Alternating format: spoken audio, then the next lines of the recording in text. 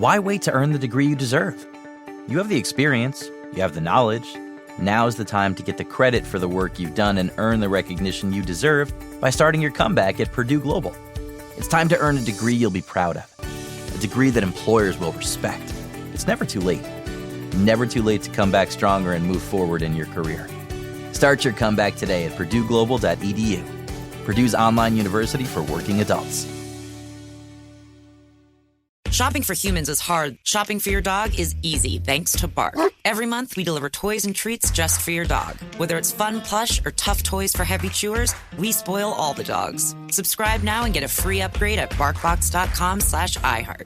Episode 128, How to Approach and Control Emotional Spending with Leslie Tayne. Welcome to the Frugal Friends podcast, where you'll learn to save money, embrace simplicity, and live a richer life. Here are your hosts, Jen and Jill.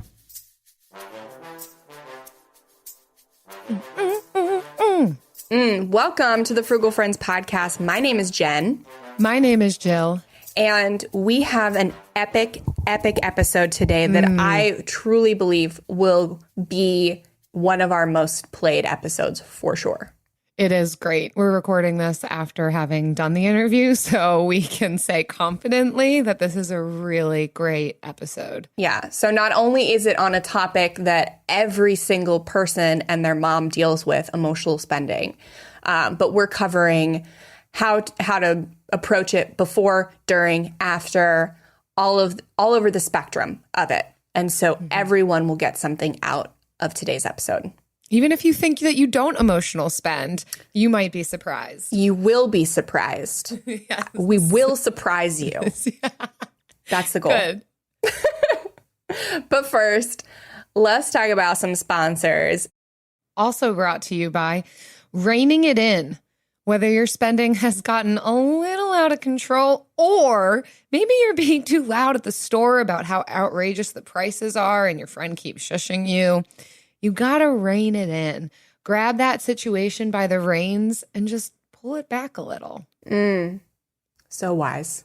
There's so many situations that could require reining it in. I love reins. Reining it in. Yeah, I'm known for being too loud at places, and don't I know it? And then people love to tell me to take a chill pill, Jill. That was something that was said to me as a child, and I did not like it. Yeah. I mean, live your best life, Jillian. Be who you are at the volume you need to be. Thank you. I can be responsible for myself and rein myself in. Yes, with no pills needed. Or shushing. For sure. And let's transition from that into this really saucy episode. So we've got Leslie Tayne on the show today. She is a New York-based debt settlement attorney, and she has nearly 20 years experience in consumer and business financial debt-related services. So she's really smart, highly accomplished in negotiation and settlements. She's gone up against large national banks, credit unions, collection agencies. Like, she's so legit. And she's talked to so many people in debt. She's seen so much. And so a big part of that, obviously, for people in debt is credit card consumer debt that is a direct result of emotional spending. So that's what we're talking about today. Yeah, she's got such a good perspective on this and works with people all the time who find themselves in difficult financial situations as a result. So I think her perspective is really amazing. So listen up. Leslie, welcome to the show. Thanks so much for coming on. Thank you for having me. I'm super excited to be here. Yeah, glad to have you.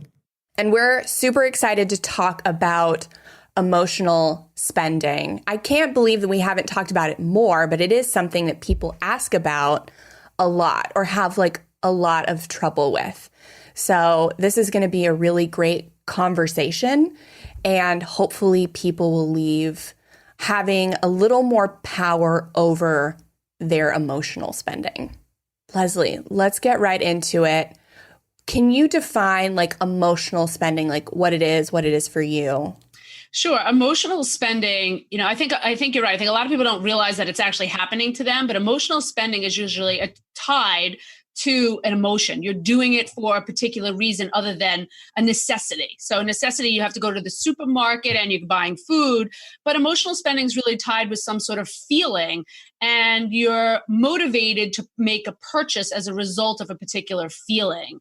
So, and sometimes with emotional spending, or most of the time with emotional spending, there's an after feeling as well. Sometimes either an emptiness or a feeling of guilt or remorse. So there's an emotion when you're going to make the purchase, an emotion when you're making that purchase, and then a post emotion that's all tied to it. So it's a very emotional experience.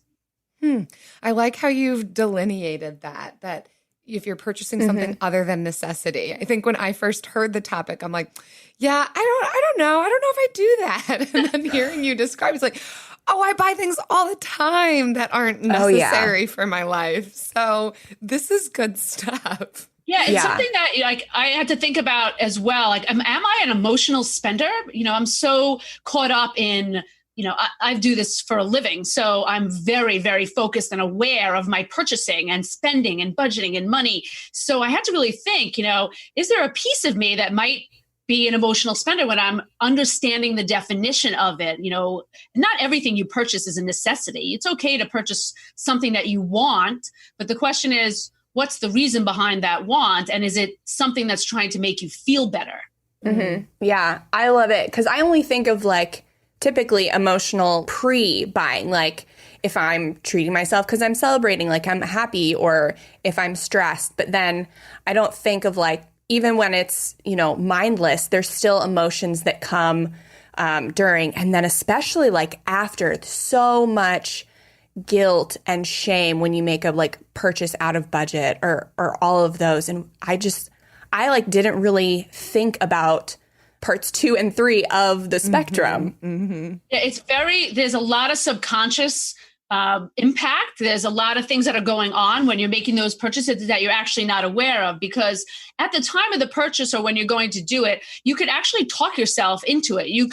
Your mind can justify anything. It can justify any purchase, a reason, why you're in that place to begin with. I always think like, why do I want to go to a mall? If I go to the mall, I'm just going to make purchases. So I try to think about, what would be my motivation to go to the mall? But I could justify why I need to go to the mall.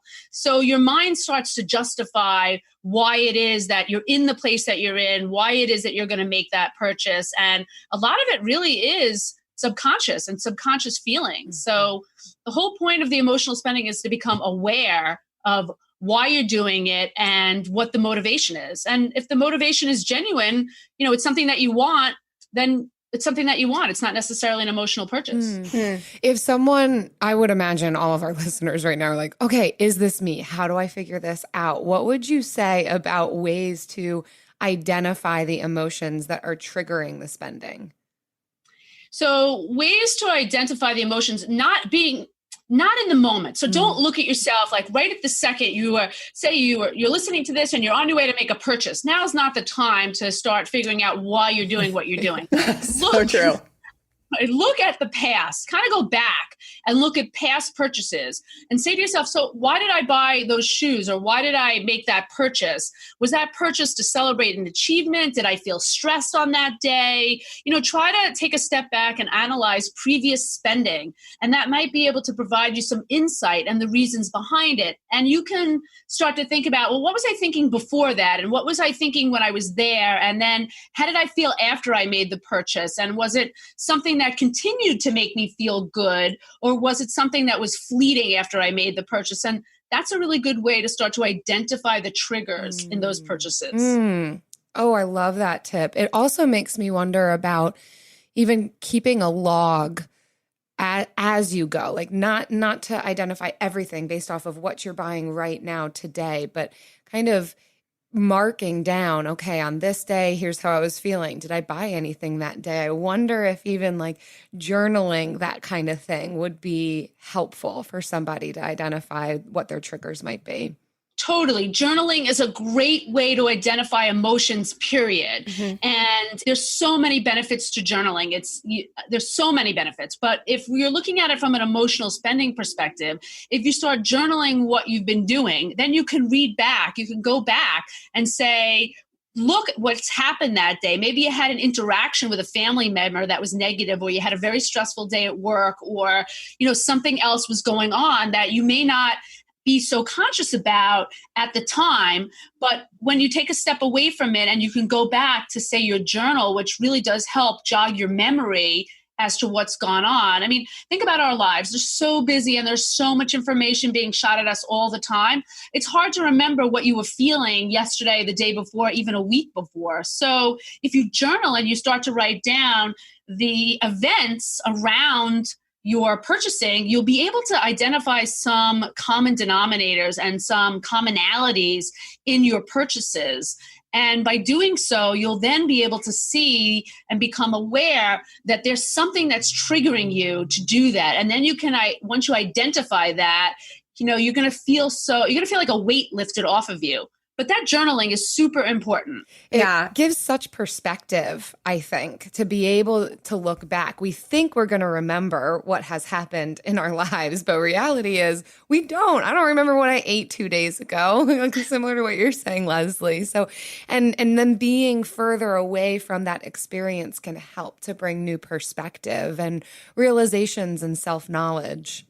Right. I think you make a great point. When we first started talking, we were talking about what'd you do over the weekend? So you might talk generally about your experiences over the weekend. I did this or I did that, but are you really talking about the feelings?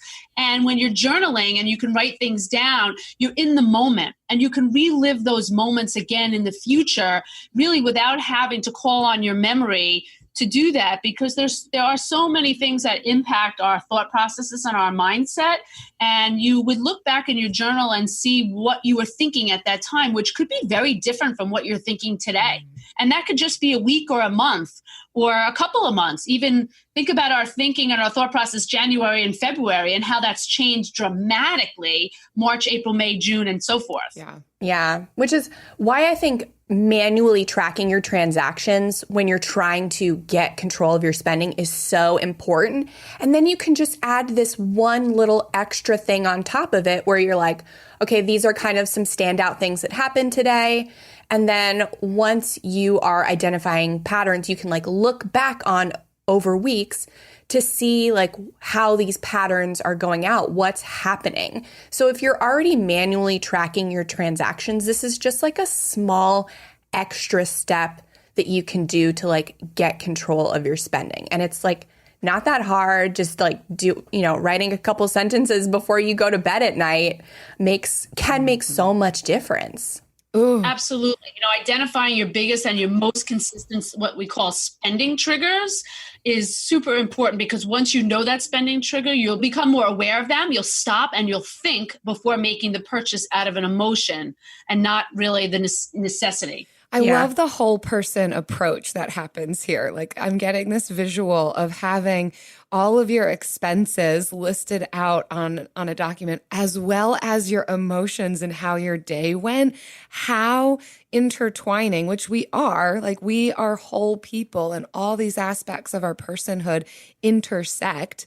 And if we could get closer and closer to making those connections, my goodness, will we be a healthier person for it? But what an interesting concept. My mind is being a little bit blown thinking about my budget and my journal coinciding, but how amazing would that be? It's very empowering, actually. So if you include your journaling with your purchasing and your budgeting, they'll become so intertwined that, it'll become second nature to understand, okay, so I'm making this purchase now. I understand why I'm making this purchase and how I ended up where I am in the first place. What's motivating me to get where I am? Again, the motivation, I keep going back to that example of going to the mall, but sometimes I think, So there's all these I'll give you a good example. So I'm looking for new office space, right? And there's office space around this big mall here on Long Island. I'm like, I don't want office space over there because I'll be too tempted to go and shop during lunch, or,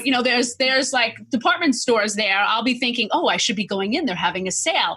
But if I keep myself away from it, so I know what my triggers are, I become aware that if I see it, then and I'm visualizing it's in my face, then I'm going to want it. So if I keep myself kind of away from it and I get an office space in an industrial park, I'll be likely. But that kind of example is just, that's my kind of trigger. But for you, it may be something similar or different. The fact pattern is slightly different. But if you could be aware of what makes you trigger by knowing why you're buying what you're buying, it's so empowering. Mm-hmm.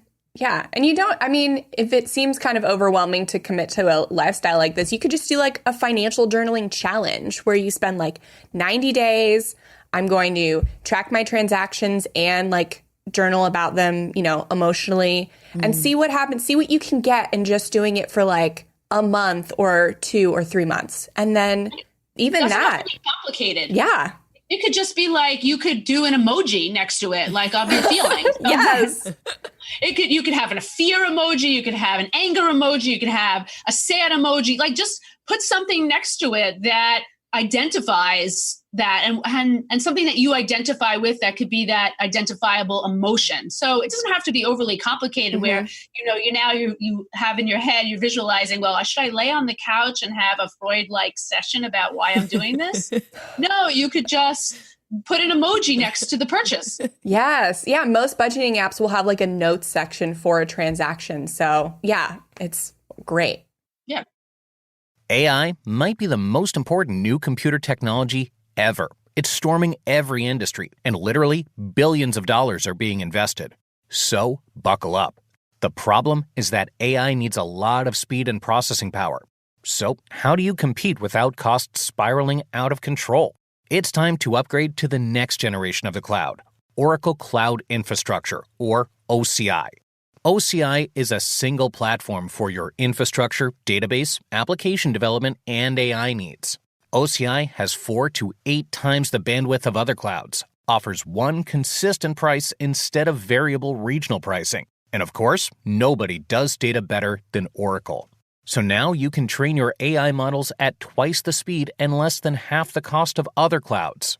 If you want to do more and spend less, like Uber, 8x8, and Databricks Mosaic, take a free test drive of OCI at oracle.com/strategic. That's oracle.com/strategic.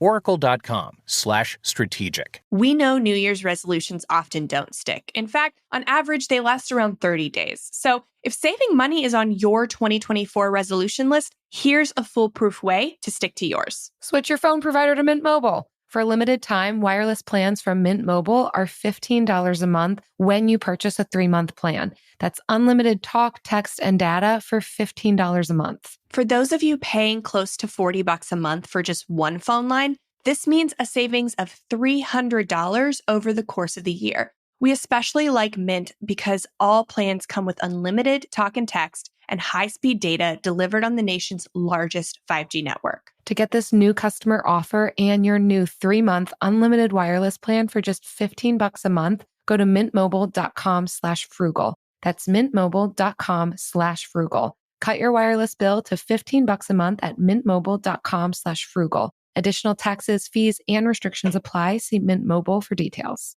What are some alternatives to emotional spending once we start to like identify these patterns? So some alternatives to emotional spending are, you have to find, again, once you identify the ways in which you are triggered by this, you can find ways for healthier outlets. So you could say to yourself, all right, so I'm feeling this way, and I'm tempted to go purchase because I'm feeling that, I want to make I'm angry at something that happened and this will distract me from being angry. That's one way to distract you, but there are other ways to distract yourself from a particular feeling. So you could take a walk, you could do yoga, you could exercise. A lot of it is really being powerful within yourself and your mind to understand, once you know what the trigger is, what you could do to make changes to that. And I think that's what's super important. It's really that self-awareness piece and trying to get yourself in a place where you know that, I mean, again, you have to talk to yourself and you have to have conversations within yourself, which is super normal and okay. And you're saying, this is how I'm feeling and this is what I would want to do to make myself feel better. What are some other things that I could do to make myself feel better in the moment? And talking about it is really important also. So find a friend or a significant other or somebody that you can have a conversation with and say, hey, you know, I'm having a tough day and I'm feeling like doing, you know, this is what I'm feeling like, you know, do you have a few minutes? Can I just talk it out with you? And, you know, if you could get it out and talk about it, you can write about it. That's again another really good way. The process of the additional process of journaling and being really detailed in that. They're great ways for you to distract yourself and find healthier solutions than just purchasing. Oh, I love it, Leslie. I think what we're really talking about here is coping mechanisms. And there are healthy and unhealthy coping mechanisms, and spending unnecessarily on things that we don't want that then leads to that guilt and shame that you were talking about. That would be on the unhealthy spectrum. Certainly, yeah, there is a spectrum to it, what we could choose to do to bring about care for ourselves or what we think is going to be caring. But I think you make an important point here that I just want to highlight, that you need to find healthy outlets. It can't just be, I'm not going to spend. We do still have to deal with that emotion, and we have to replace that spending with something else. And you've just given a fantastic list of verbal processing, writing, self-talk, having some of these things prepared, which I believe Jen and I talked about in our self-care episode, just creating a whole list ahead of time. Again, to highlight your point, Leslie, of we're not doing this in the moment. We are doing some of this back end work ahead of time when we're not in that emotionally vulnerable spot.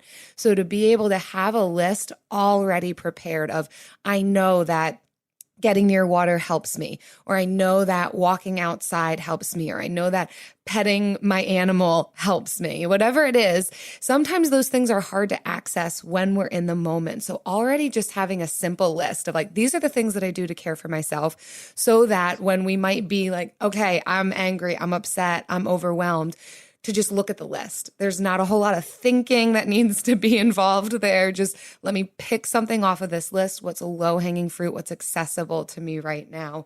And you've given us a great start, Leslie.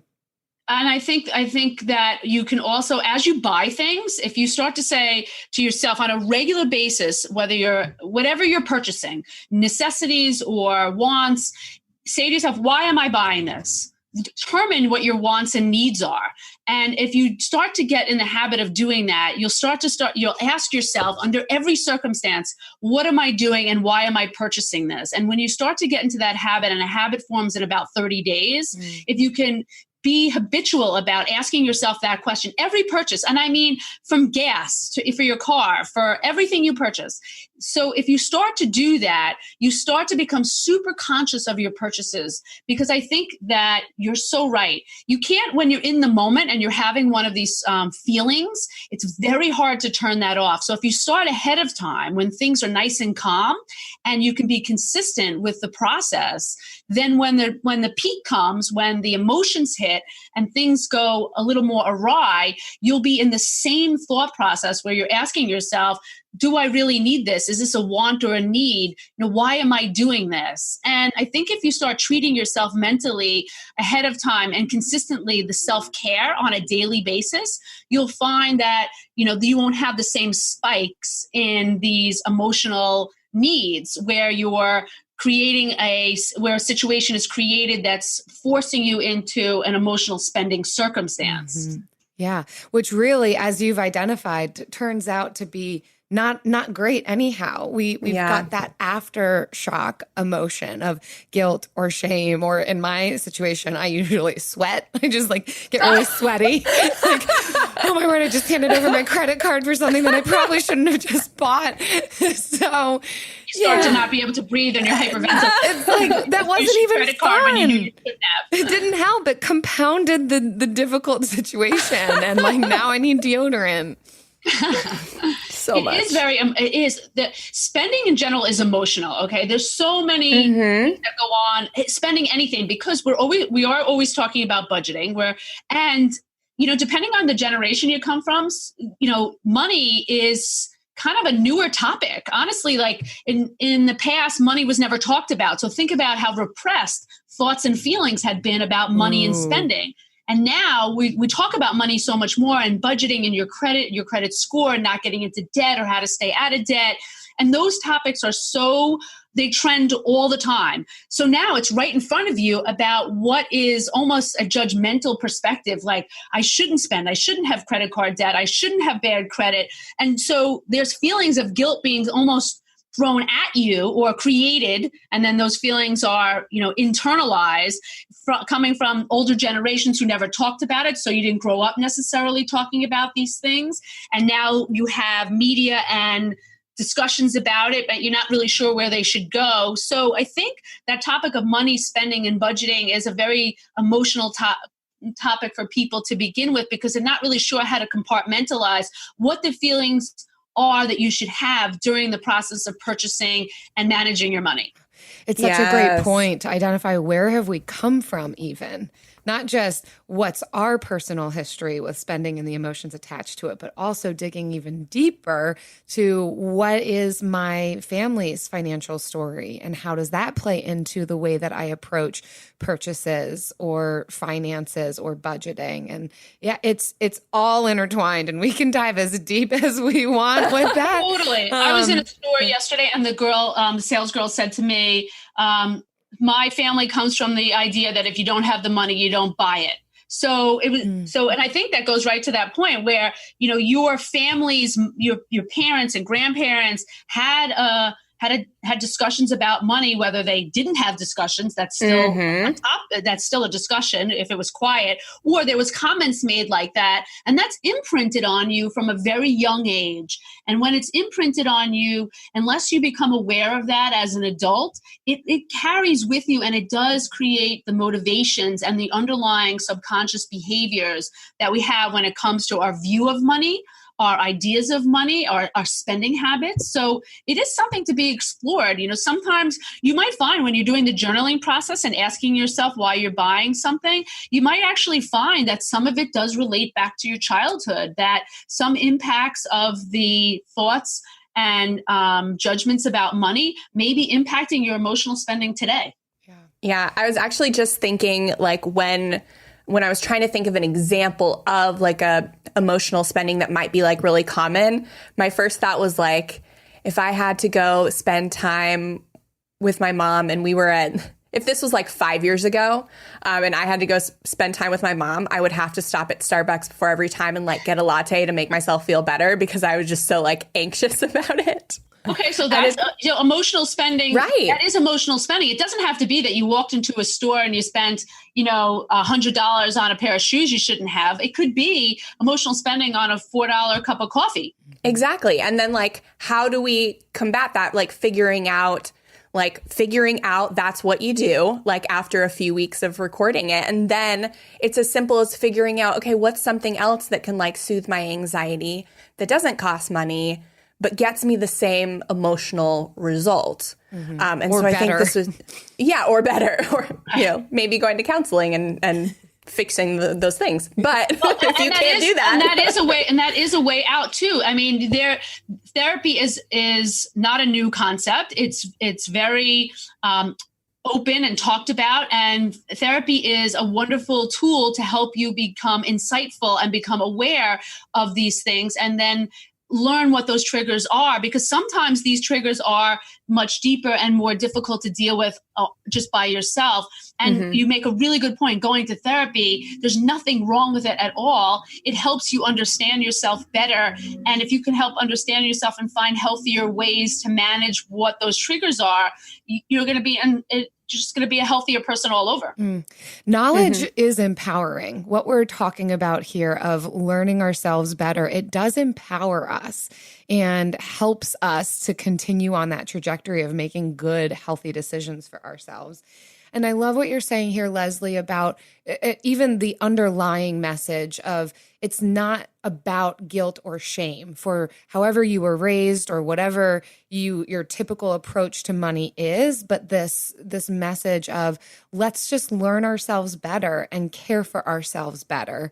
And so with that, if we find ourselves at a place of, okay, we just made an emotional purchase and we know it, like we've discovered all these things and now we know it.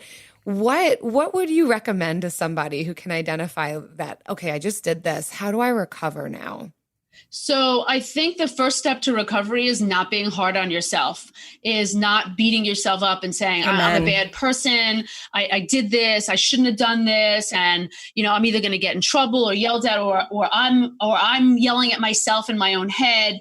The first step is to be kind to yourself and say, okay, I'm really proud of myself for identifying that I just made an emotional purchase and say, and I try to keep everything really positive and say, because it's baby steps in the recovery process. And once you say to yourself, I made this purchase. I'm not a bad person for making this purchase. I'm aware that I did it and I'm really proud of myself for identifying it. Now, what can I do? Now's the time to write down why I'm feeling this. And now you've taken step number 2 in writing it down, and you say, I'm really proud of myself that I actually took out the journal and wrote this down. And now going forward, I can make changes going forward. And you can't go back necessarily and fix the past. You can learn from the past, and you could say, again, that I understand why I did what I did. And I think really being kind to yourself and saying, if I'm feeling stressed about going into a family event, the holidays are coming up again, and it's an unusual circumstance that we're going to be managing the holiday season this year. So that may be added stress. So this might be the time of year that you actually start spending more. So now going into it, you could say, all right, now that I've identified that when I see my family, I'm really stressed out and I tend to buy more or spend more during those times. So what can I do to make myself feel better about it? And I think that's the next step, is to really get that understanding. It's really about you, just because somebody else has a feeling or is soothed by a resolution to this problem doesn't mean that you are too. But again, don't be hard on yourself. Be very kind to yourself and forgiving and understanding, and understand that the recovery process is sometimes 1 step forward and 2 steps back. And I often tell that to my clients when we're resolving debt in general, that, we're going to take a step ahead, but you might find we take 2 steps back, but we'll get ahead. But in the beginning, things are a little bit more challenging because we need to fix some of the issues, and fixing some of the issues requires that identification process. And it's all emotional. It is all emotional based. So that would be my recommendation, and really being kind to yourself. Even learning to be kind to ourselves is such a novel concept. It's interesting that you say that. I actually work as a counselor in my day job, and it's something that I often say at the end of sessions to clients is be kind to yourself. And that's not necessarily an easy thing to do, because we're our biggest critics and we're inside our own heads and we're criticizing ourselves so often. And again, if you can try to identify that pattern, because you might actually find that the emotional spending, once you've bought and now you're beating yourself up, that the pattern is there, that you're almost making it worse because you made the purchase and now you're angry or disappointed with yourself, and you start to almost, for lack of better words, beat yourself up for it and be hard on yourself. So you could get in your head and say, you know what? I'm identifying that I have this problem. I know I have this issue, and I'm not a bad person because I have this issue, but I want to be kind to myself. I'm going to be kind to Leslie today and say, okay, you made this purchase. It's not the end of the world, but let's figure out how we could fix it. Yeah, it can become a vicious cycle if we're not careful. And it happens in the debt part too. I have that a lot with my clients in debt, because what ends up happening is, obviously there's a lot of reasons why people get into debt. Emotional spending is one of the reasons why people end up in debt and have a lot of credit card bills. And I sit with my clients when we can see each other face to face. And in the past, they're crying. It's a very emotional time. They're very hard on themselves. They feel very guilty. They feel there's so many emotions as part of that process. And to understand that it is emotional, I think is an important piece of the puzzle too, that you can't go into this with the idea that you're going to be detached from the process, because emotional spending is just that. It's based on feelings. Yeah, I was thinking last weekend, actually, I was like, every financial decision or question has two answers, a math answer and an emotional answer. And you just have to decide which answer is right for you for each specific question. And I think we always feel so pressured to go with the math answer. What answer makes the most mathematical sense? And we don't consider the emotional answer. And we almost sometimes feel guilty when we choose the emotional answer when it's not the math answer. Right. And that happens a lot in the debt world, because the debt world is very emotional. And that's where somebody like myself who's looking at it, we call it business decisions, is business versus personal feelings on these things. But someone who can really take that emotion out of it and help you make good decisions, when you start to think things through clearly and you remove some of the emotions. It's hard to do that on your own. It really is. Yeah. We're not saying be a robot and take all emotion out of everything, but to ensure that we're not making decisions purely out of emotions that just perpetuates a problem for us. Yes. Right. And that's the basis of emotional spending. It's just done through emotions without a thought process. And what I think we're talking about is putting a little bit of the thought process into it so that it's not 100% emotional spending. Yeah. It's like our brains are the friend that, like, we see a problem, somebody's having a problem, and we try and help them because we think we know what's best, and then it actually ends up hurting them. That's our brain. Our brain is trying to take over and, like, make a decision for us to try and, like, quote unquote help us. But, like, in the end, it's just not doing the right thing. Sometimes the brain is not always your friend. Yeah. Do you know what is your friend and is always the right thing and is always both a there combination for me. of personal and professional? Best balance. The Bill of the Week.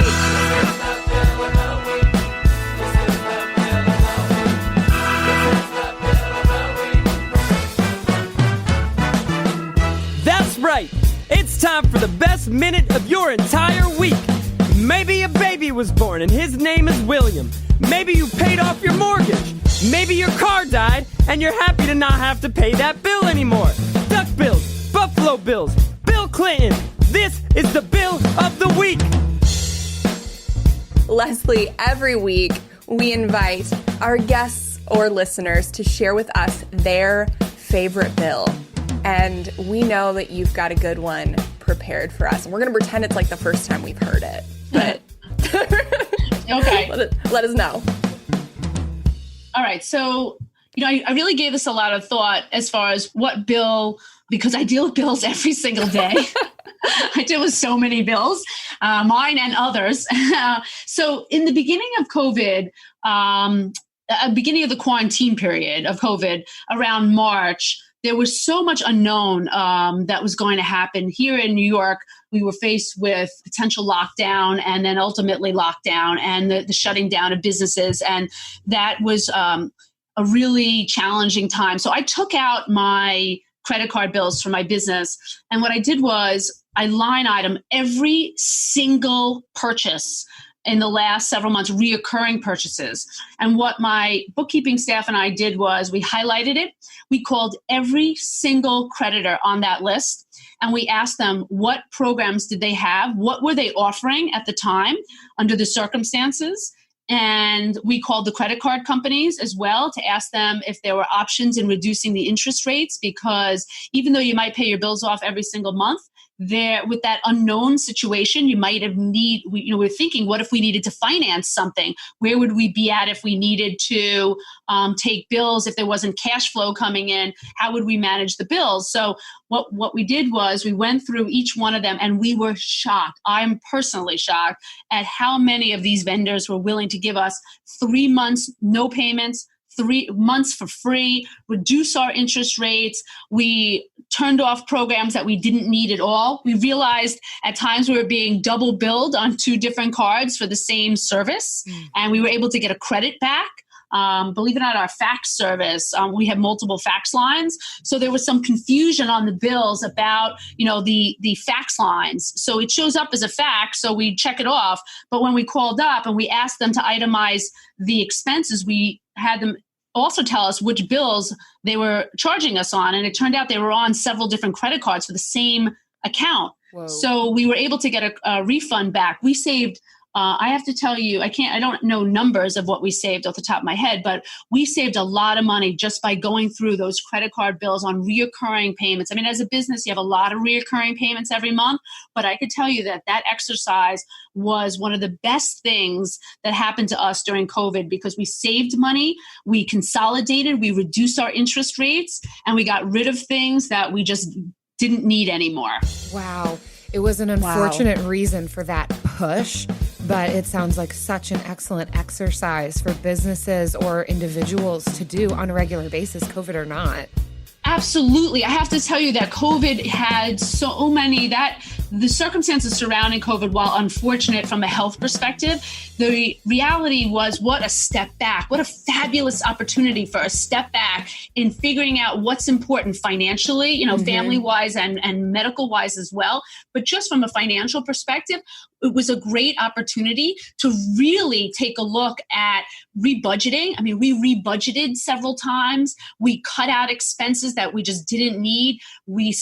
I trimmed down that budget to almost, what could I get away with that was bare bones billing wise for us? If we were going to be in a position where we were going to be shut down, we had no idea how long we were going to be shut down for and what the cash flow situation was going to be like. So COVID really, from that perspective, was, on a positive note of COVID, that was really a good experience for us.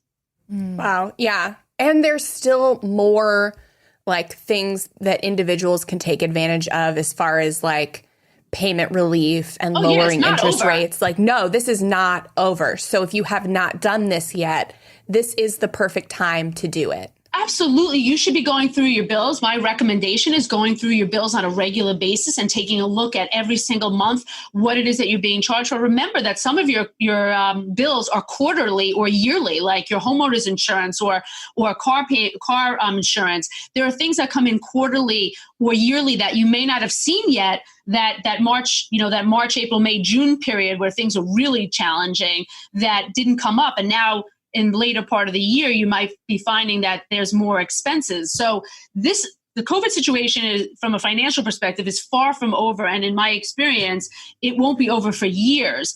And there are opportunities right now to take a look at your expenses, your billing, your spending, whatever is on there, and look at it and decide what is the most important. Call up these creditors and ask them, listen, I've been a good customer. I've had your credit card for 10 years, or I've been paying every single month and I never missed a payment. What options do you have? Can you lower my interest rate?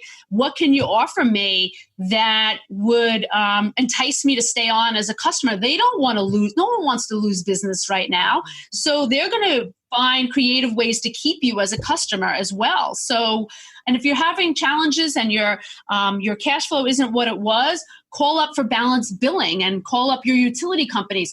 Don't be afraid to ask. I negotiate everything. Call up every single creditor and just ask them what they're willing to do. The worst that anybody could ever say to you is no.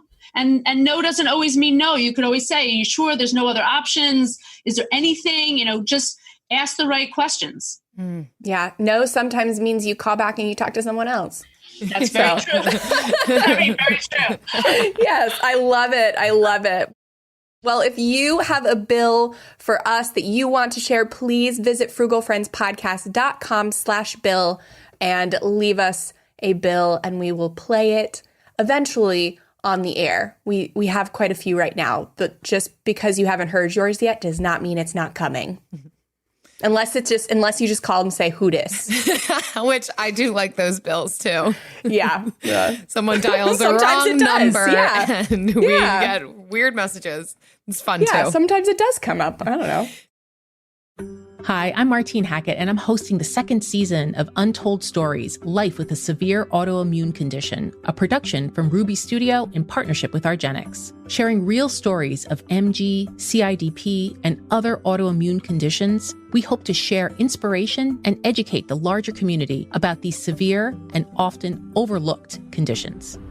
I can't fix this. I can't cure this. And, I'll take my treatment day by day, but I want to try to be engaged, be involved, or be as helpful as I feel I can with the limitations I have of working full time to children. So I participate in market research to provide information to hopefully benefit others, because it's a small margin of people that have the myasthenia, but then to get pregnant, it's an even more narrow margin.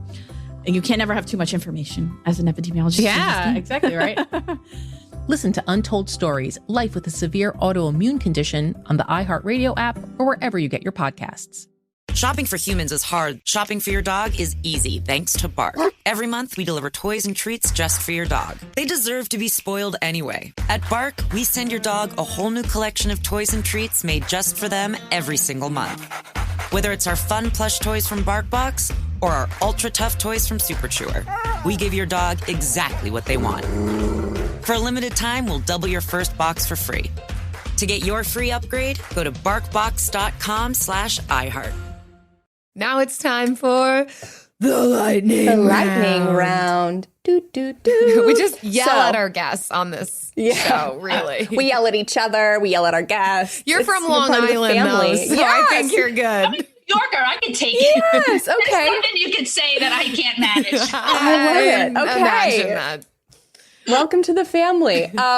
We are doing something that's a smidge unique for this lightning round because I found this article from Bustle, and it has a lot of gifts, and it's very fun. And it's titled 7 Signs You Might Be Emotional Spending.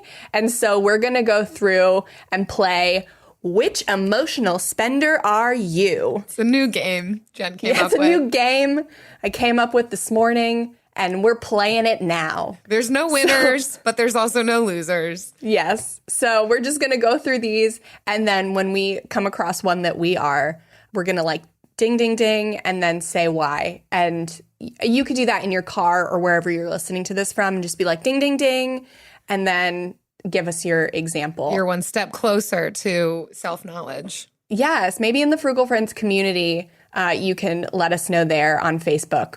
All right, first one. You are the instant gratification spender. Everyone likes new things, but if the feeling of instant gratification is a big part of the picture, you might be emotionally spending in an attempt to inspire happiness and excitement you might not otherwise feel. No one on the call? Nope. All right. Emotional spender number 2, you shop to escape. Ding, ding, ding, ding, ding. Yes. So shopping is fun, whether it's online or in a store. It can also be pleasurably distracting to look at storefronts and compare items. But if you do this regularly as a means of avoiding thinking about other pressing issues in your life, it might be a sign your spending is a Band-Aid. So Leslie, tell us your example. So I find myself at night after work, since we're really not going anywhere these days, I find myself on the computer, just looking at online shopping. So I spend a lot of time on Amazon, and and then I get these emails that say the top things to purchase in different categories. And I get all excited about these top things. And I realize that I'm escaping and that I'm distracting myself from everything else that's gone on. And I'm so hyper focused on these items and reading the reviews and going through it. I'm like in another world. Mm-hmm. Mm-hmm. I love it. I have to escape the house while Travis, my husband, sleeps during the days on the weekends because he works the nights. And so when I physically escape, I choose to go to Target or to Aldi or somewhere else that like is pleasurable for me and just like walk around with my son. So I love Target. I have a question for you though. So when I get into Target, I don't know if you have this experience. As soon as I get there, I feel my brain drain. As soon as I walk in, I feel like there's a sucking machine that sucks out my head. And I walk in and I go, why am I here? And then of course I need the whole cart. I don't need just the little cart. I take the big cart. And then I start walking around. I get super distracted in the aisles. And I'm like off and running. And then all of a sudden I have a whole cart full of things I didn't even know I needed. Yeah, they do that on purpose. Yes. And I have gotten a lot better because I've been doing it for so long. Like I can go into Target, and I'm not bragging, but like I can go into Target for what I went in there for and not come out with anything else. I mean, I like don't want to brag. Well, that's a skill. But like I could do that now. This is a side note too, but I have a $15 gift card to Target, and I'm not joking. I've been there twice and I can't spend it. I know that makes me just like off the charts. I'm an outlier. Nobody can relate to us anymore. No one can relate to me. All of our listeners, sorry. Jill. But it was such a phenomenon. I'm like, why can't I spend? And what I think I realized is I did want a lot of things, and a lot of them were more than $15. And it's like, oh, I want this. I want to make this a really special purchase. Like I want whatever I spend this $15 on to be like really meaningful. I don't just want to buy like a toilet bowl brush with it. And so I just can't do it. You want a gift with your $15. Exactly. Yeah. Oh my gosh. I love it. All right. Number 3 is you're the competitive spender. You feel like your purchases are always competing with others. And it's got this sweet Laguna Beach gift, like throwback if you're old like us, where Elsie is trying to buy a golf club and who knows why. But I can only imagine because she's buying stuff to fit in with a crowd or give the appearance that she's of a certain socioeconomic status. So sometimes I'm not going to say that that's 100% me because it's not like I don't feel like competition with other people, but I do often look like at what, especially online and things that are brought to my attention through social media. I'm like, oh, I saw somebody was carrying a really nice pocketbook the other day, and I'm like, oh, I really like that. And I want that. But it wasn't like I didn't feel competitive with this person. I just was thinking, oh, I like that. I might want that too. Sometimes I feel like that. My dream car is a Lexus RX 350, which is my dream car after like once my children go to college. So in like, have any 30 money years. left over since I have my kids in college. Oh my God. I can't even imagine. Can't imagine. But yeah, that's was like, I want it to purely status. Like there's no reason I need a Lexus, but girl, it's a nice ride. Yeah. See, you could justify those purchases. You can get it used. We had that very car and we got it used. I know. At a good you price. did. Yeah. Yes. All right. So spender 4, you buy stuff to make a new you. So there's nothing wrong with making changes in yourself, nor is there anything wrong with using things like clothing or hairstyles to express yourself. But it's worth noting that if you're unhappy with the aspects of yourself, buying a quote unquote new you by getting a whole new wardrobe, moving apartments, and so on, is not the answer to dealing with the real questions you have about yourself. Amen. Not me. Sorry. Jill, I don't think you're on this list. Now that you've said the gift card thing, I don't know if we're going to find you. Number 5, you find yourself buying and returning a lot, the buyer and returner. So return policies are great and they're there for a reason. But if you find yourself frequently buying items and then returning them, it might be a sign the purchases are being made on impulse. No, I find that a deterrent, frankly, because I don't want to be involved in the returning process. So much work. But that's happening now with COVID. You can't try things on at the store, so you got to buy it, try it on, return it. I think I just told you that story. Yeah. I had to buy jeans the other week and I couldn't try them on in the store. So I told the person at checkout, I was like, I'm going to buy these and I'll be right back. Yes. So I bought 4 pairs and then came back and returned 2. That's great. Yeah, you should take that home to your COVID environment at home and then bring it back to the store. Right. I was like, I'm just going to the bathroom. That's it. I'm just going right down the road. 6 is spending money in a way to celebrate yourself, or the treat yourself spender. Ding, ding, ding, ding, ding. Yes. It's totally normal to want to go out and celebrate when good things happen to you, like a promotion or finally achieving a personal accomplishment. However, if you feel like you constantly need to spend money on a new item or experience as a means of treating yourself, it might mean that you're using spending as a way to connect with yourself at a big emotional distance. Wow, deep. All right. Yeah, I don't do this often, but when I do, yeah, it's definitely a treat myself situation. And also that is related to food. Like I often want food to be a treat. And also you all know, if you've been listening for any amount of time, I really don't like cooking.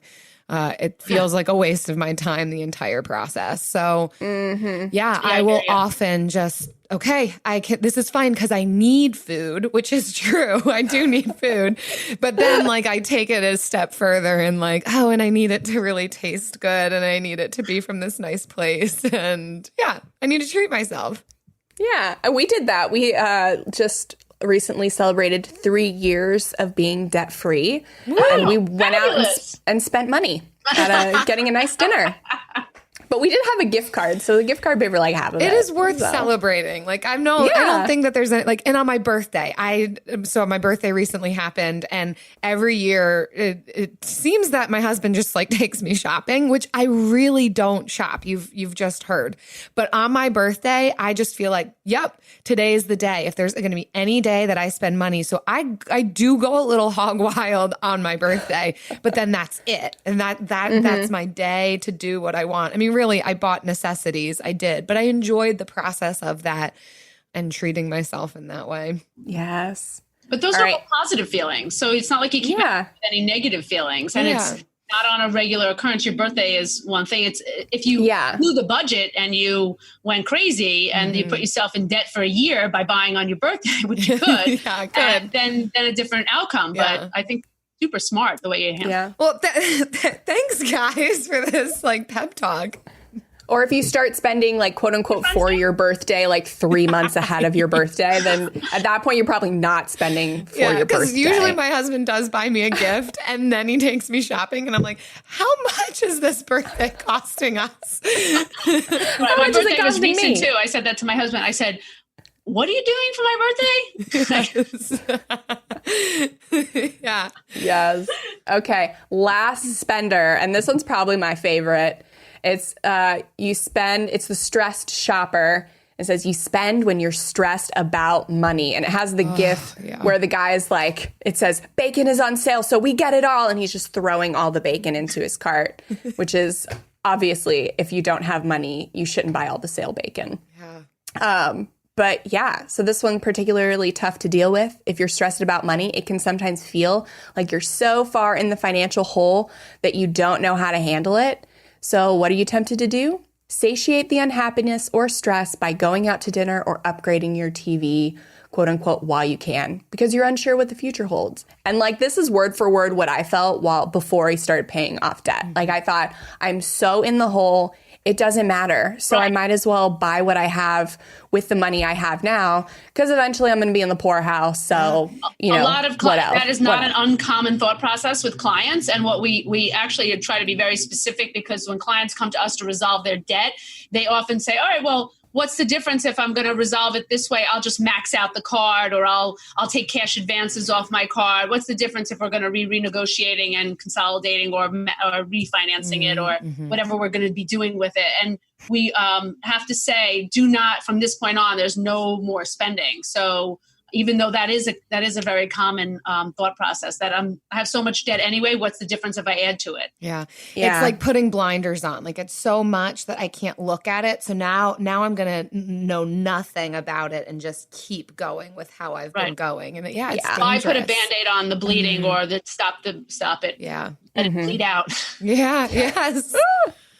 Oh, God. Well, Leslie, thanks so much for coming on the show. This was such a great episode. This was so fun, so wise. And where can people find more about you and what you've got going on? So thank you so much for having me. This was fun. And you can find me at my website, which is taynelaw.com.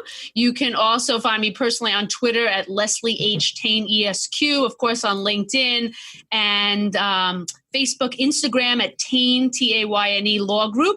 And of course, you're welcome to call me, send me emails. We have a great newsletter that we send out on finances and budgeting and lots of fun tips. So feel free to reach out.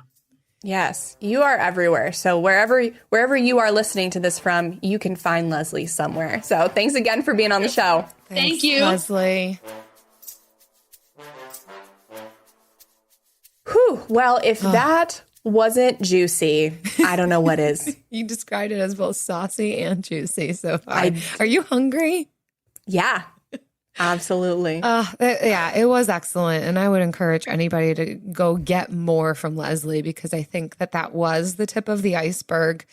And hopefully, as we talked about throughout the episode, this will help you to understand yourself a bit more, how you approach money, what your triggers are. And of course, please engage with us in the Frugal Friends Facebook community group and tell us what kind of spender you are, how you're going to approach journaling alongside finances and kind of that blending of your financial and emotional self. I think Leslie gave some really good tips in there, and I don't want it to fall to waste. So yeah, please let us know how this episode has impacted you and what you're going to do as a result.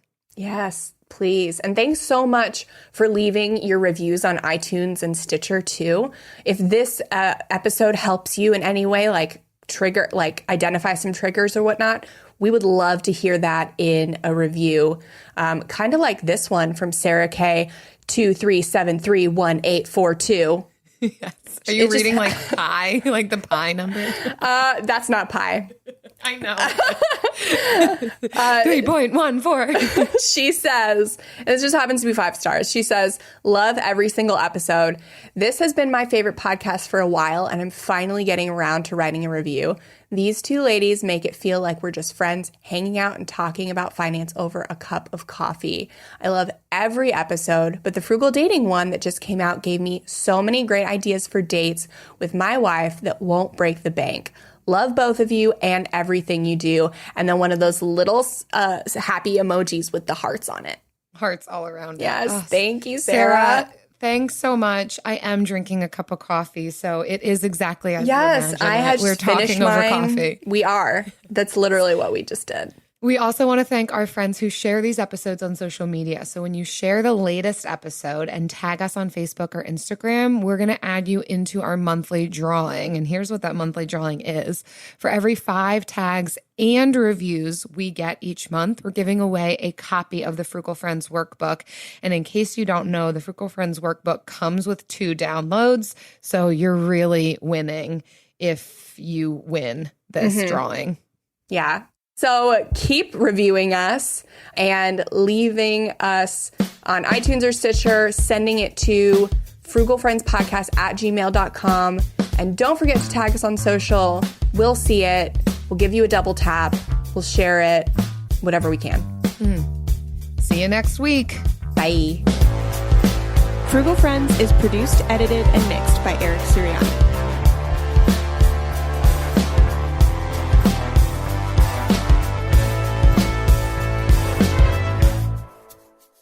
You and Leslie have the same birthday. We do. We found this out. Yeah. Afterwards, August 21st. We're both Leos. And so obviously we get along. And you were both eating the same world. Breakfast, essentially. We both had a cup of coffee and kind of like some sort of healthy fig granola combination that we didn't eat all of. We both had like a little bit left over. It was kind of scary. Recording. I felt like I should have left. Like I was like not welcome anymore. I'm like, well, I had some oatmeal. We did have a moment. Yeah. And I think I might start driving to Long Island now. Have a good trip. Self-quarantine at her place. Yeah, that would be fun. Yeah. See you soon, Leslie. Bring home Napoleon. Destiny has brought me here. The action epic from acclaimed director Ridley Scott. What is your name? Napoleon. You are the greatest leader in the history of the world.